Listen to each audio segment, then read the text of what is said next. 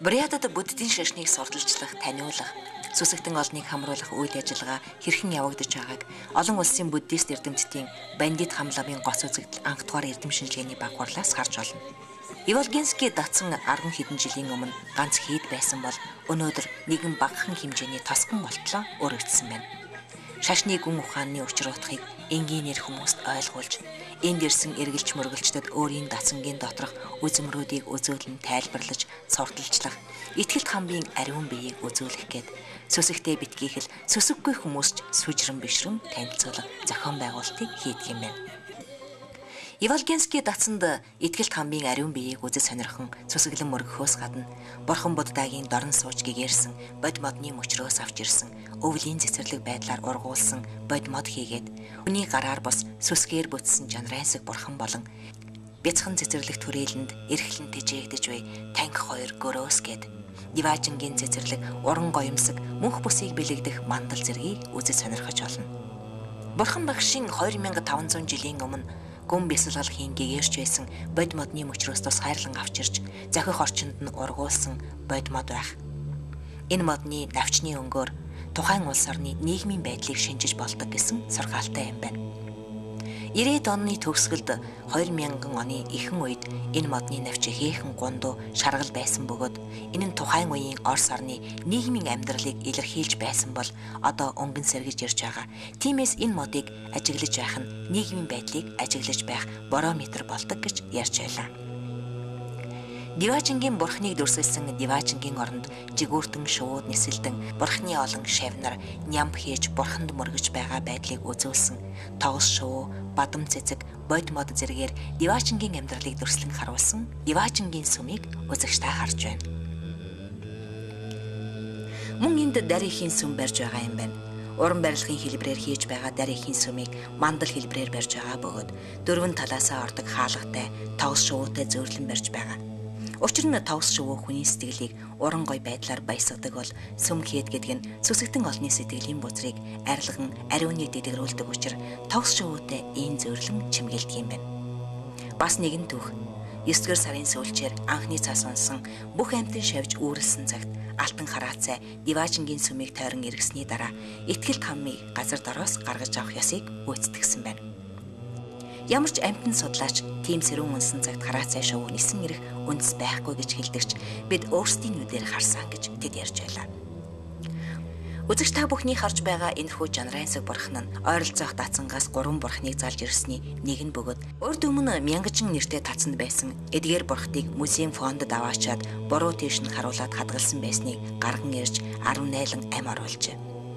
Харахад мотор хийсэн мэт харагдах боловч зэсээр хийсэн бөгөөд ямар ч зүйл байхгүйгээрээ гайхалтай юм байна. Бурхан багш анхны номоо номлоход адгуусан амьтдаас хамгийн түрүүнд 2 гөрөөс ирж хөлөөс өхрөн сонсож байсан түүхийг бэлэгдэн 2 гөрөөсийг энд тэжээдэг юм байна. Буддийн сүмийн орой дээр 2 бод гөрөөс сөгдөн буйгаар дүрслэгдсэн байдаг нь ийм учиртай юм. Бурхны сургаалыг адгуусан амьтан сонсно гэдэг үнэмшилгүй сонсогдож байх боловч Бурхны сургаалыг сонсоход хүний хэл хамаагүй бүгдэд адилхан сонсогдох хийгээд хөгжмийн аялгауг сонсоход хэл мэддэггүй хамаагүй бүгд сонсдгийн адил майн таринч мөн адил хүний зүн бэлэгт хүрч сонсогддог юм байна. Үзэгч та буддийн сүм хийдийн хашаан дотроос модонд зөөсөн тууз, хадаг, даав, сэлтийг харж олно. Энэ нь бөөгийн шашны үлдэгдэл байсан бөгөөд улмаар шарын бөө гэдэг гарч ирж төвдийн шашин нь Монголын шашин болон хувирсны үлдэгдэл гэж ойлгож болно. Харин одоо дуйнхрын мандал хэмээх гоёмсог зүйлийг үзэгч та бүхэн харж байна. Үүнийг дүлцэнгийн элс буюу элсээр хийдэг. ертөнц төр зургийн юм гэдгийг илэрхийлдэг гар хүрэхэд хайран энэ мандлыг утгахгүй нураах гэж байгааг нь. Яагаад гэвэл мөнхийн зүйл гэж энэ орчлон дэлхийд байдаггүй хоосон чанарыг бэлэгдэн мандлаар илэрхийлдэг юм байна. Зөвлөлт холбоот улсад нийтдээ 5 ганжуур байсны нэгийг энэ дацанд дахиж байдаг юм байна. Энд одоогийн 24-р бандит хамлаа Маюшийн зарилгаар жилд 1 удаа ганжуурын 108 ботыг сүсэгтэн олонд дэлгэж буян үлддэг юм байна. Сонирхолтой жишээ дурдахад ганжуурын 108 ботыг дэлгэж уншиж байхад үнэхээр хамлам нь энэ судраа цээжээр мэддэг юм уу гэж туршин дундаас нь 3 мөрийг алгасан уншихад та 3 мөр алгасаад уншлаа хэмээгээд дахин уншуулж байсан гэдэг. Мөн ихтгэл хамлам буддийн гүн ухааны чиглэлээр нэлээд олон ном тохимол бүтээн төрүүлсэн бөгөөд хэлмэгдүүлэлтийн он жилүүдэд өөрийнх нь хурдаг байсан янгаачин дацанг нураан шатааж байх үед хийдийн содар ном тэр аяараа хөндөй дүүрэн цайрч байсан гэж ярьдаг байна. Бурятын шинжлэх ухааны академийн нийгмийн судлалын хүрээлэнгийн буддийн тасаг Бурятын олон тацангуудад байгаа нам судрыг шүрдэж үзвэл ихтгэл хамбын өөрийн гараар бичсэн гар бичмлүүд олдож магадгүй гэж найдаж байгаа. Учир нь Ивалийн дацангийн содар номын санг шүүж байхад ихтгэл хамбын өөрийн гараар бичсэн 26 мөр 184 үгтэй захиа олдсон байна. Энэ захиаг мөр бүрээр нь үг бүрээр нь шинжилсэн илтгэлийг хэрэнгийн дацангийн ширээт лам тавьсан юм. Энэхүү захиаг мөр бүрээр нь урдаас нь хойш уншихад 1 утга, хойноос нь урагш уншихад түүнээс сөрөг утга гардаг байна. Мөр хооронд нь алгасан уншихад бас өөр нэгэн утгыг илэрхийлдэг өөрмөц сонирхолтой гар бичмэл захиас байлаа.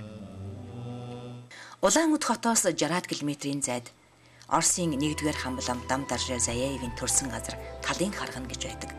Хэсэгхэн газарт харган үлдсэн газрыг ийм нэрлэдэг бөгөөд тэр газрыг Оросууд ганц нарст хэмээн нэрлэдэг. 1-р хамблам Дамдаржа Заяевын 12 дугаар салгамжлагч ихтгэл хамбын төрсэн газар талын харганы ойролцоо байдаг бөгөөд төмөр зам, засмал зам хоёрын уулзуурт орших Оронг гэдэг газарт ихтгэл хамб төржээ. Энэ газарт нэгэн содон аршаан байх бөгөөд болог биш худаг байна. Газрын гадаргаас 2 метрийн гүнээс цэнгэг хүйтэн аршаан ориглон байдаг.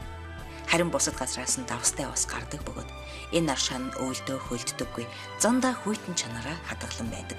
Тэр хавийн 5-аас 10 метрт байдаг хотгууд өвөлдөө хөлддөг бол энэ аршаан хөлдөхгүйгээс гадна нутгийн иргэд эндээс ууж эдгэрсэн тухайга ярьж байлаа.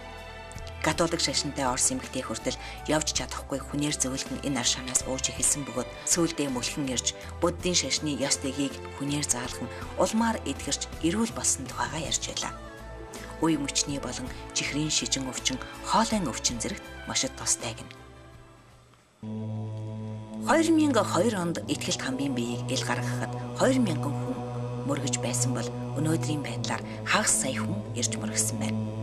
Өнгөрсөн онд халимгийн ерөнхийлөгч Кирсан Улимжинов, манай улсын ерөнхийлөгч Намрын Энхвер, мөн дэлхийн өнцөг булан бүрээс Ас Америкаас төвдөөс хүмүүс ирж мөргөж байсан тухай ярьж байлаа. Ихтгэл хамбад мөргсөн хүн цаг бусын үхлээр өгдөггүй гэсэн яриа сонсогдож байлаа.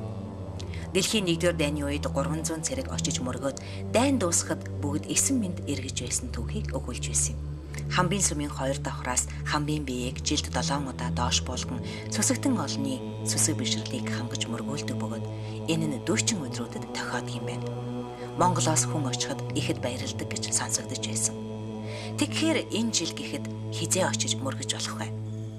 Энэ 2007 оны 7 дугаар сарын 18, 9-р сарын 15, 11-р сарын 1, 12 дугаар сарын 4, мөн эх оны 2 дугаар сарын 6-ны өдрүүдэд очиж мөргөж болох юм байна. Бурхан багшийн сургаалд бурхны шашин умраас умарлуу дэлгэрэх болно гэж сургасан байдаг гэнэ. Магадгүй энэтхийгээс эхэлсэн буддийн шашин төвд улмаар Монгол гээд дэлгэрч шашны төвүүд нь цэцэглэн хөгжиж байсан түүх бий. Магадгүй ирээдүйн бурхан шашны төв Бурят байж болох юм. Тэгээд ч өнөөгийн дэлхийд дахны түүхэнд ийм гэгэрлийн фотохыг олж өөрийн биеэ эдээсээ амьд сэрүүн хадгалан үлдсэн Нирван зөвхөн буддийн шашинд анх удаа төрсөн билээ.